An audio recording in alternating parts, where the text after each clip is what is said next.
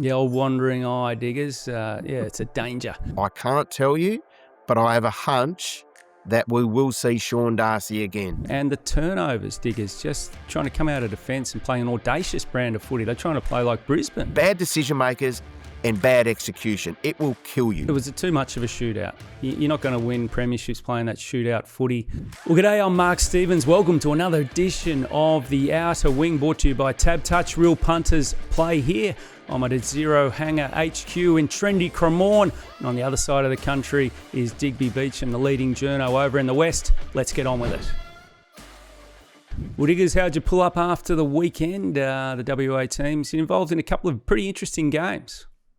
They were, Steve-o. Great to chat. Good morning to you. Look, Fremantle came up short in a game that we'll touch on in a second. It was a really big occasion, big build-up for the Melbourne Football Club, and they got the win that they desperately needed. I thought Freo was still very sound, and West Coast had an opportunity for the second time this season to take down Collingwood, but they were unable to land that knockout blow, so there's still some work to be done there. Yeah, I watched both these games closely. I watched the Freo-Melbourne game, actually Caulfield Races. Fantastic setup there, which is an interesting spot to be. But I was really impressed with Freo, to be honest. I thought at times during the game, this is impressive because it was Melbourne's grand final. Freo really didn't have a lot to play for. But for the most part, I think they were the better side, and they'd take a bit away from it. I would have thought so, Steve. I'm in agreement with you there. And I like the fact that Justin was quite stern post-match. And again, this week when he's fronted up over here and done some media gigs, that he said, look, we're disappointed because we didn't have the composure that we would normally like. For mine, Steve-o, as much as we spoke about it last week and said it's a grand final audition for Fremantle, they need to be dialed in and they need to tick the box. I thought they ticked a lot of boxes there on the weekend against Melbourne. There were a couple of times in the course of the game where they got some really significant separation from the Demons and they were just unable to get that next goal, which might have broken the back of Melbourne. So all in all, yes, they were beaten, but they've had a look around. We know that Fremantle can flat out defend. They've got the best defence in the competition. They went east on the weekend without their skipper and, you know, one of the form players of the competition, one of the great leaders of the competition in Alex Pearce. He makes them so much better behind the ball. And there were a couple of times there also on the weekend where you saw some Melbourne players wandering around without a great deal of attention being paid to them. That won't happen again should these two teams meet. So for mine, it was more than a pass mark for Fremantle. Yeah, about 5 minutes into the last, I thought Freo had all the momentum, 14 points up.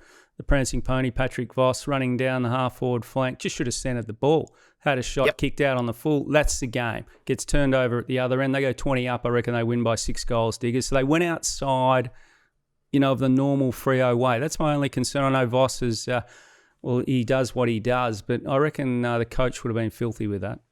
Yeah, look, it's just little moments, isn't it, Steve-o? And we're talking minute moments when you're looking at a game which is decided by less than a kick. But for mine, Fremantle, like maybe a young man going into a pub, and he's got his partner with him, but he's got a bit of a wandering eye. And I just felt that was the way that Fremantle approached that game and were in the course of that game as well. They were just having a bit of a look around and smelling the roses a bit. I think you'll find a far more tuned in, mentally aware football club the next time they get on the MCG, and hopefully that's the last Saturday in September. The old wandering eye, Diggers. It's a danger. And it happened on the weekend, no doubt, because I think what other thing that Longmuir would be disappointed in is the quick replies to goals. Dockers would get 1-1 in. Look, it was too much of a shootout. You're not going to win premierships playing that shootout footy. Too many easy goals for Melbourne, too much out of the middle. And you could see the frustration coming from the coach, just too easy at times for a quick reply. Yeah, very much so. And Melbourne are foot down on the pedal, aren't they? They're flat out, handlebars down. That's the way they play. Is it going to win them a flag? Now, a lot of people over there on the East Coast are really bullish about Melbourne. We know what they did over here in the grand final in 21. So they've got some good defensive DNA in that side. But you look the for and against this year, they're not defending like an elite side, Melbourne. So they're giving you an opportunity. As I said a little bit earlier, Steve-o, Fremantle, when they want to and when they have their personnel, they defend better than anyone in the competition. They get it done week upon week upon week when they want to. They didn't really commit to the defensive side of the game on the weekend. They paid a price. things will be different as we crank up towards September. Yeah, speaking of attack, credit to Jai Amos, first Docker to kick 50-plus since Pavlich in 2012. That's a significant effort from him. He's sort of crept under the radar, hasn't he? Josh Tracy's a freak, but this guy's done his role beautifully. He has, Steve-O. So he's gone past the 50-goal mark this season. I think Josh Tracy is sitting on the 50-goal mark already as well. And Patrick Voss has had an excellent season. And Patrick Voss, one thing about him, and you're right, you certainly question his, I suppose, unwillingness, inability to open his eyes and be really cognizant of his surroundings, i.e. should have centred that ball. He's had an excellent season and he kicks goals at the MCG, Steve-O. Like, it's a big stage and it seems to sit very well with him. Maybe that's his personality. We talk about him being an extrovert, but certainly those three big boys forward of the ball at Fremantle give them a significant weapon. Yeah, I think the prancing pony, you've just got to live with it. That's the way he is. He might get it done. Yeah. He might cost you a grand final, but he also might win you one. He's that type of guy. You won't die wondering. So Alex Pearce returns this week. What about Sean Darcy? Well, that's the question, Steve-O. He was dominant again here in the waffle. And look, your man, Mason Cox, he had a moment he'd like back, didn't he, when he turned that football over close to goal and Melbourne got one. He didn't have a great game. Now, Sean Darcy's had 50-odd hit-outs on the weekend, 18, 20 disposal, kicked the goal. The one thing with Sean is when he's rucking here in the waffle, it's boys and men. You know, he's the man. And he's he's competing, against guys who just aren't at his level or his bulk. So he's got some continuity. He's impacting the way that Peel are going about their business. They're a dominant side. They're on top of the ladder here in the waffle and are favourites to win the flag. I think we see Sean Darcy again this season, Steve-O. Now, whether it's this week or whether it's the following week against Carlton, I can't tell you, but I have a hunch that we will see Sean Darcy again. Yeah, it'll be a bit of a gamble, but Cox, his effort in that goal square too wasn't great forward late in the game where he went to ground far too easily. So the coach wouldn't have liked that. So I think he's just hanging in there though, the big cocker. I think he'll still play finals. I'm still on him. My mail with Sean Darcy could be headed to Tigerland, not far from here, about 800 metres from HQ Studios here. So look, he's going to have some currency, isn't he, in the trade market? Oh, yeah. My oath he is. Now, look, is he going to be able to produce another 140, 150 games of good football? Well, maybe. Again, he needs to be a far more streamlined version than what he perhaps is at the moment and what we've seen previously. But he does have some currency. He comes with a big salary. He's on big money here at Fremantle on a contract which has got another 3 or 4 years on it. But Fremantle, where they're likely to finish this year, Steve-O, they're going to need to be able to find a way to back into the draft early on and maybe shipping out Sean Darcy because you have got Mason Cox for 2027. Luke Jackson's your number one ruckman. There's no question there. Maybe, just maybe, you can move on Sean Darcy. They won't entertain that conversation at the moment, Fremantle, because they're trying to win a historic first flag. But certainly he's got some currency and that's what Fremantle need before they head to the draft. What's he worth as far as trade? I've had sort of pick around 13, 14 mention. Is that too high, Diggers? I mean, he can be a game changer. He can be a list changer. If he's going to go to Richmond, how long's Nank got left? Not long, 1 to 2 years. Long. So Darcy's not going to have a long career, you wouldn't have thought, with the injuries he's had and his body shape. But he'd be all right at the Tigers. I would have thought he's late first rounder, early second rounder, something like there, and maybe some exchange of picks and players. I don't think he's going to command a top 10, top 15 pick just because at the moment he's not playing in the number one side at the moment. Now, clearly Richmond aren't anywhere near the level of Fremantle, but you can see both sides of the argument. But I would think he's in around that 20 to 30 mark. Yeah, that'd be a bargain, I reckon. Now, Crows, I think this is a danger game again. I think Adelaide probably took, as you said, they had eyes elsewhere last week against the Tigers. This is Adelaide's grand final. There's more on the line, obviously, than Freo. Freo would obviously like to win at home, but I just think the Crows are going to come over west and have a real crack at it because they need to win this game just to avoid the wildcard zone.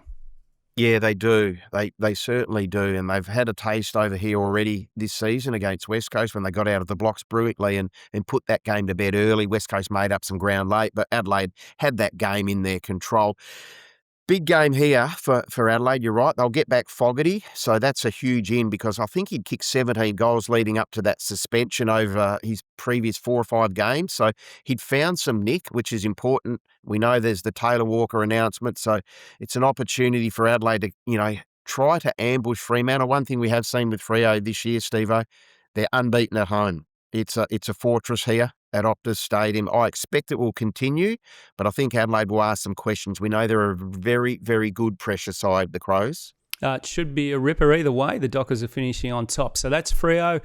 Again, it's all pretty good news in the purple. Now with West Coast, I'll put an asterisk on this. So I backed West Coast. I tipped them in the tipping. I was in the local pub and the local cafe. I'm in comps. I thought West Coast really were a huge chance. Collingwood had half a VFL side out there. And, I was really disappointed at the ease that Collingwood kicked such a high score. And the turnovers, Diggers, just trying to come out of defence and play an audacious brand of footy. They're trying to play like Brisbane. Yeah, you're bang on. And they need, and we've spoken about it, monotonous regularity here, Steve. And there needs to be a greater focus and commitment to the skill side of the game from West Coast. They want to play an up-tempo game. They're quite happy to, chew off or bite, chew some kicks that maybe they shouldn't. They just need to be far more conservative with ball in hand, particularly when they're coming out of the back half, Steve-O, because they're turning the ball over at key areas of the ground, and you saw Collingwood were able to pounce. So, look, they're doing a few things right. I'm not going to say they're doing a lot of things right because their win-loss record would say they're not.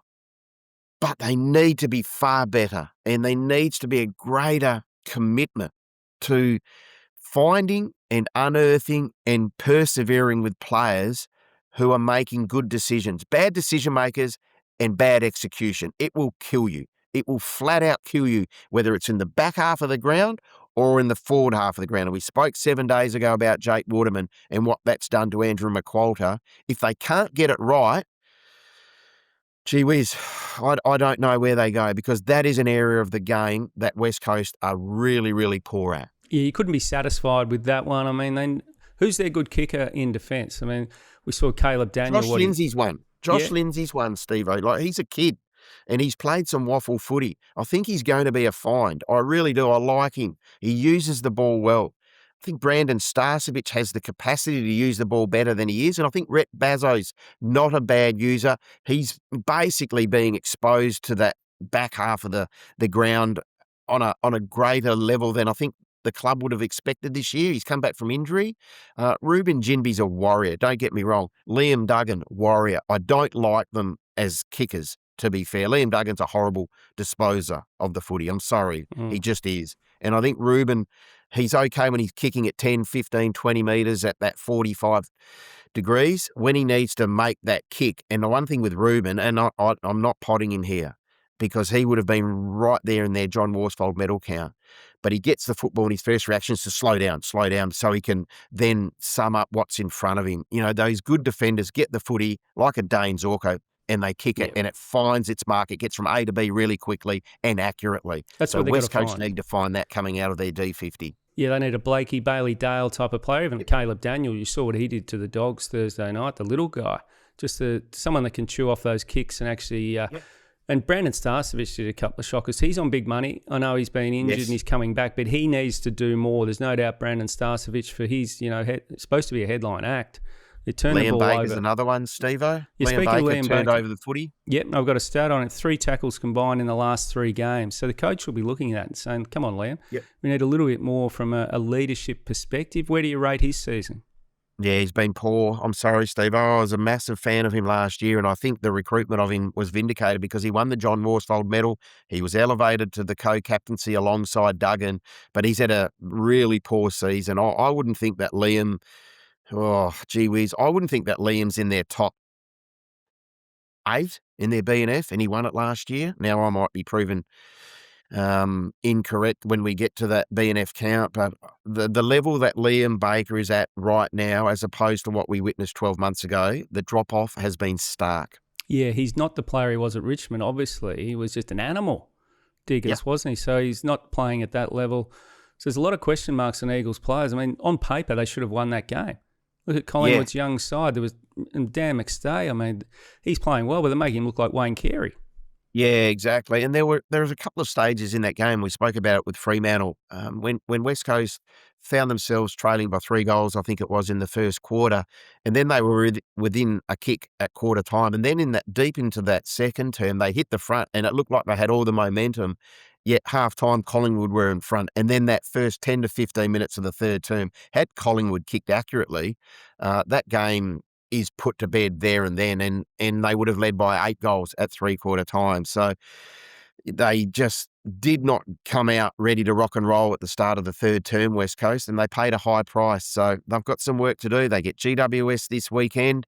They beat GWS here earlier in the year by virtue of a Harley Reid masterclass. But yeah, look, they're better, but they need to be considerably better again in 2027. You speak of Harley Reid. He got a knock on the weekend.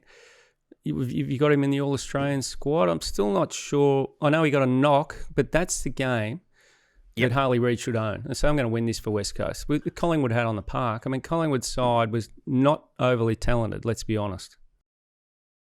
Yes, I'm forgiving. I'll give him a mulligan. I thought he was still pretty brave, to be fair. That corky from Darcy Cameron looked to be a big one, and you could see him, get it bandaged, and he was trying to do the movement to keep the blood circulating there, and he just looked like he was devoid of any Harley Reid power.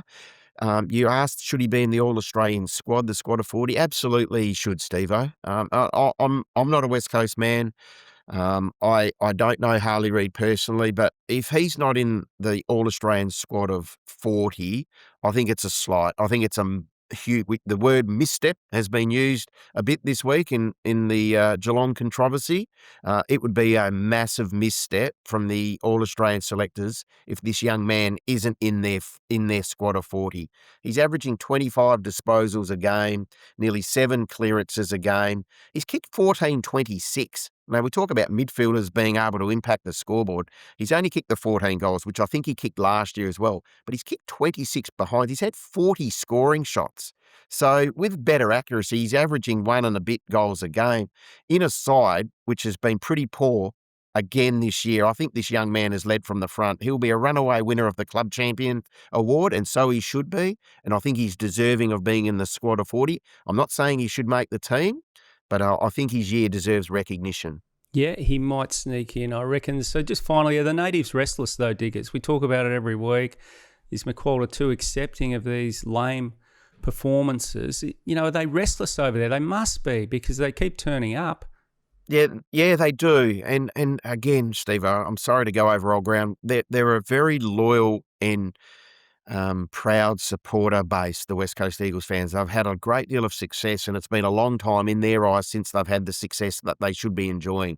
So clearly this year, off a 1-22 year last year, is an improvement, but they want to see this side starting to climb at the ladder. I can sort of see it. I can see the shell of what this West Coast side is going to look in the next 3 to 4 years, provided they can retain this young talent. There's no chatter that says they won't. But they need to get on their bike. Absolutely they do. And the West Coast fans will make that known. They're sort of agitating a little bit at the moment. They want to see their side win games of football. But look, they've still, as we said, Steve, there's still so much improvement required from West Coast if they're to be anywhere near like a wild card spot. Like they're in the bottom 4 again. Yeah, they are. So that's West Coast.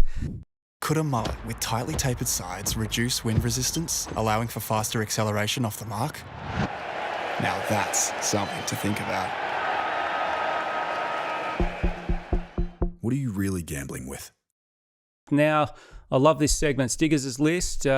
This week I'm giving you the task of give us your top 5 coaches this year from 5 to 1. I'm just interested to see where the Freo coach lands. Well, he's going to land at a pretty prominent spot, Steve-O. But 5 for mine is Craig McRae. And now I know they played in a prelim last year, but there was an expectation they would fall by the wayside, an aging list, and they've battled some injuries. They haven't had Darcy Moore for basically the whole season. Jamie Elliott blew his knee out. Jeremy Howe's missed some football. We know that Maynard has. at that halfway mark after that King's birthday game, Steve, I think they were 5 wins, 7 losses and a draw. And we all thought, well, the cliff's come. They're done. I think Craig McRae's coaching the absolute ears off them. And since then, they've won 7 of their 8, the only blip being that game against Geelong. So, and we saw them here firsthand. As you said, Steve, it was effectively a VFL side, and they still got it done. I think he's doing a wonderful job. So he's 5 for me. I've got Dean Cox in at 4. They should be finishing top 2.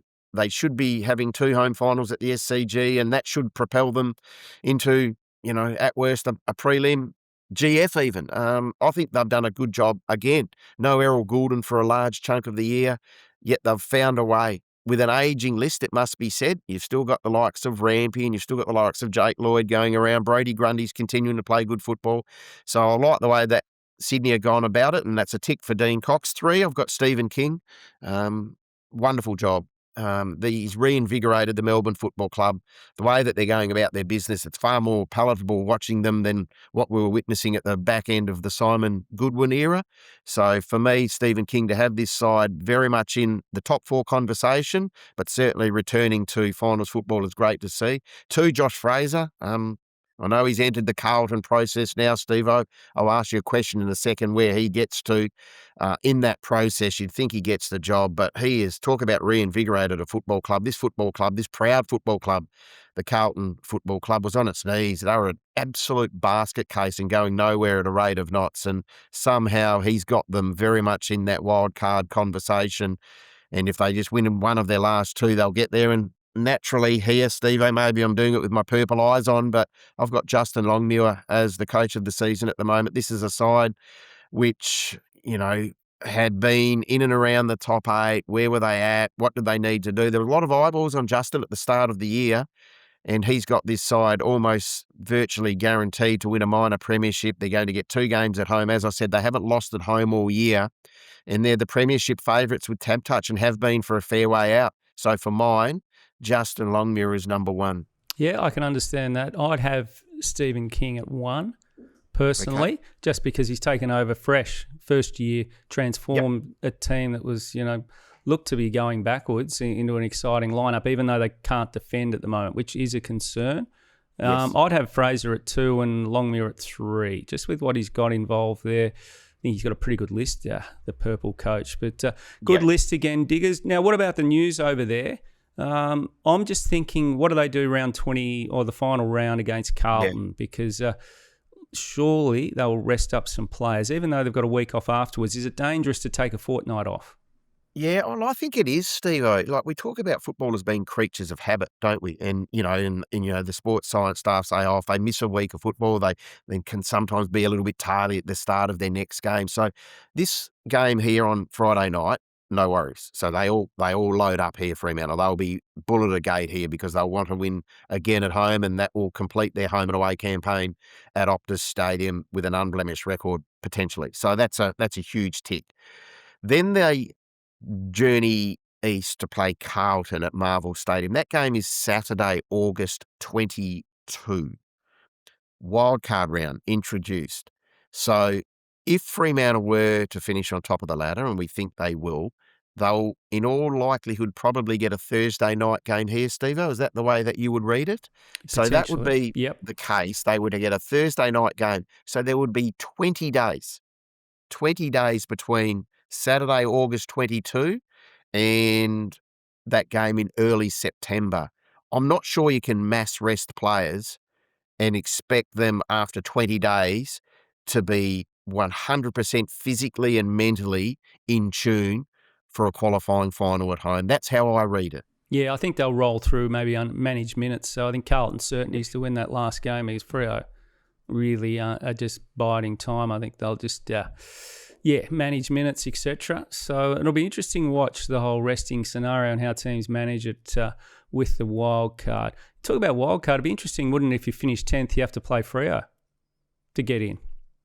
Yeah, well, exactly right. Maybe they can mix the wild card up. But do you think Carlton make it, Steve? I know they're 2 games clear, but they've got a couple of testing assignments. They've got your boys this week, and then they've got Fremantle. Do you think they win one of those 2? Well, if I was a Carlton supporter, I'd still be nervous. I think the Dogs will set themselves for Sunday. They've had a 10-day break. Carlton potentially might listen to their own publicity, Diggers. It's all been positive. Look, Carlton should beat the Bulldogs with Tim English out, but I think it'll be harder than people think. People have already got the paper stamped that Carlton are playing finals. Yeah. And if they then lose to Freo, then I think the Saints will make it. They should win their last two. So they're not over the line yet. No. And the Dogs, no doubt, after a 10-day break, particularly if they start well, I think can give Carlton a bit of curry in that one, Diggers. So finally, give us some bets then for this week on those two games for the WA clubs. Yeah, Friday night football here. Looking forward to it, and I'm going to make it the Frederick Friday night special with TABtouch, Steve. $8.50 for Michael Frederick to get the ball 15-plus times, so 15-plus disposals and kick 2-plus goals. He's been a little bit of a favourite of ours throughout the course of the season. He needs to respond. I think he only touched the ball 5 or 6 times against the D's, but back here, fast track. We're blessed with gorgeous weather this week. That ground on Friday night will be slick, and I'm thinking that's where Michael Frederick will do his best work. So we're hoping for Michael to have it 15-plus times and kick 2-plus goals. $8.50, that same game multi with TABtouch. And the GWS West Coast game, I'm thinking GWS win this. It's not a game that's going to excite too many neutrals, I wouldn't have thought. 1-39. GWS, that margin, $2.25 again with TABtouch, Steve. I like that for TABtouch. What do you think the crowd will be at that GWS West Coast game? Might be a world record low. There'll be more at the Easter show looking at the sheep out there.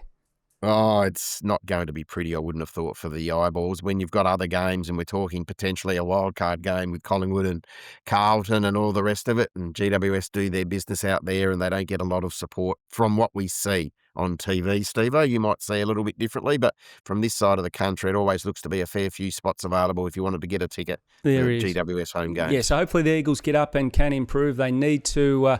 That's it for another episode of The Outer Wing, brought to you by TABtouch. Real punters play here. We're getting close to the finals. We'll see you next week. You win some, you lose more. For free and confidential support, call the number on the screen or visit the website.